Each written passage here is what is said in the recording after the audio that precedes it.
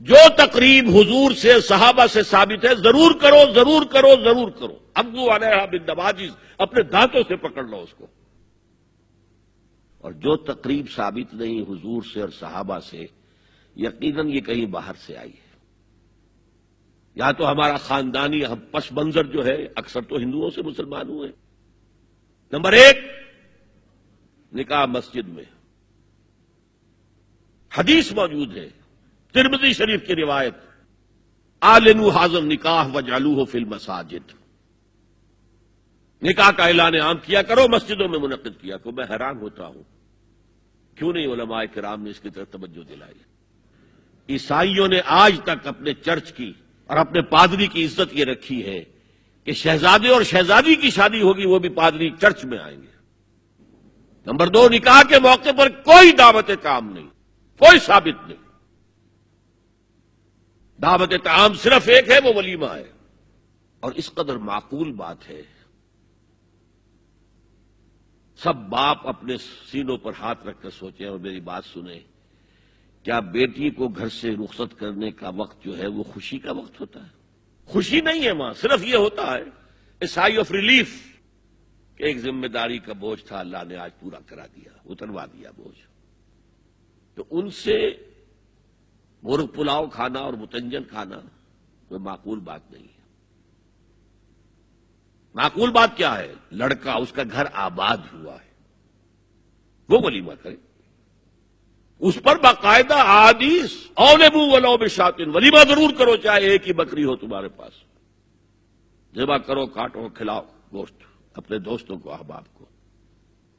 یہاں تک کہا کہ بئس طعام الولیمہ، برا کھانا ہے ولیمے کا کہ اس میں غریبوں کو نہیں بلایا جاتا. ظاہر بات ہے مسلی کھلانے کے لیے تو ولیمہ نہیں ہوتا، اپنے احباب کو، دوستوں کو بلایا جاتا ہے. پھر بھی میں تم سے کہتا ہوں کہ جسے ولیمے کے لیے بلایا جائے وہ اگر نہیں جائے گا تو اللہ اور اس کے رسول کے حکم کی نافرمانی کرے. تو جس رسول نے اتنی تفصیل سے حکم دیا ہو ایک دعوت کا، وہ دوسری دعوت میں بھی خیر ہوتا میں بیان کرتا. جب نکاح مسجد میں اور کوئی دعوت طعام نہیں تو بارات کا تصور خلاص. بارات کس بلا کا نام ہے؟ قرآن میں تو کوئی ذکر ہی نہیں، عربی میں یہ لفظ ہی نہیں. اجتماع طرفین مسجد میں ہوا، نکاح ہوا. لڑکی کو، حضرت فاطمہ کو رضی اللہ تعالی عنہا، کچھ خواتین جا کر چھوڑ آئی تھی اس حجرے میں جو ایک انصاری صحابی نے حضرت علی کو دیا تھا. ان کا تو کوئی گھر بھی نہیں تھا. کوئی حضرت علی آئے ہوں اور آ کر ودا کرا کے لے کے گئے ہوں. چوتھی چیز، جہیز کا کوئی تصور اسلام میں نہیں.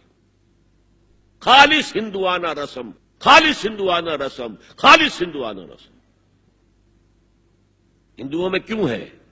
وہ اس لیے ہے، معقول بات ہے کہ لڑکی کا وراثت میں کوئی حصہ ہی نہیں.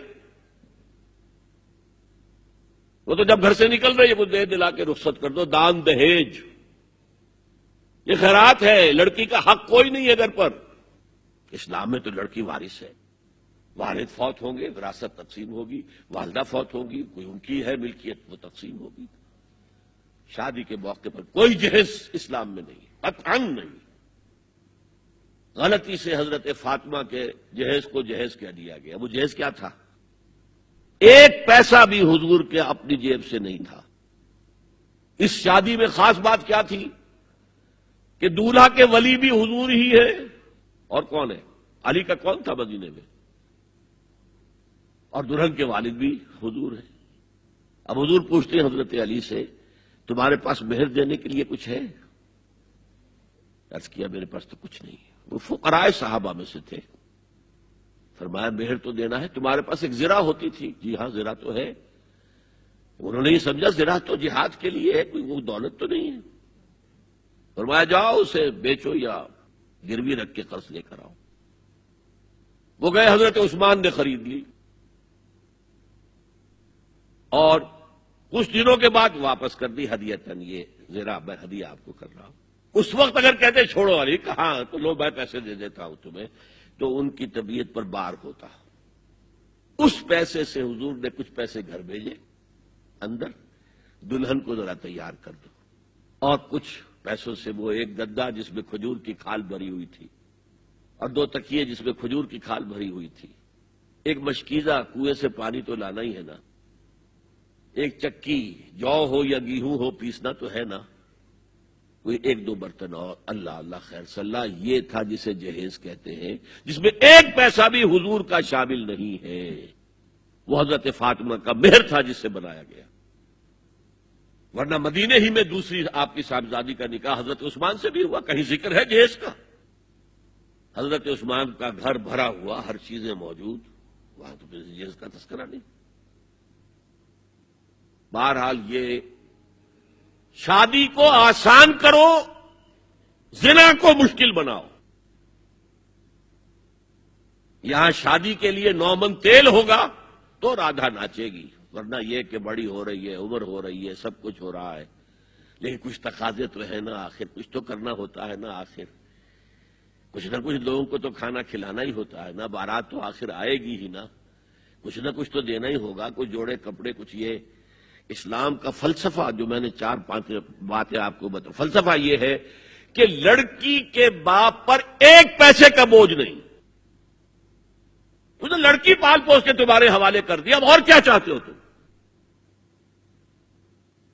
سارا مرد آزماں مرد آفرین، مرد کو چیلنج دیا ہے، تم مرد ہو، مہر تم دو گے۔ اور سب سے بڑھ کر کیا ہو رہا ہے آج کل بھی ہوتا ہے، وہ ہمارے ایک کچھ کام ہوتے ہیں اسلامی، وہ بھی ہے، کچھ وہی ہندوانہ پس منظر۔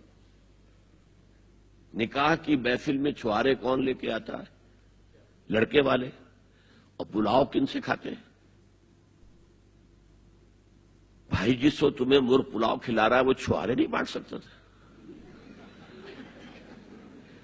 یہ ہے اسلام اور غیر اسلام کا امتزاج۔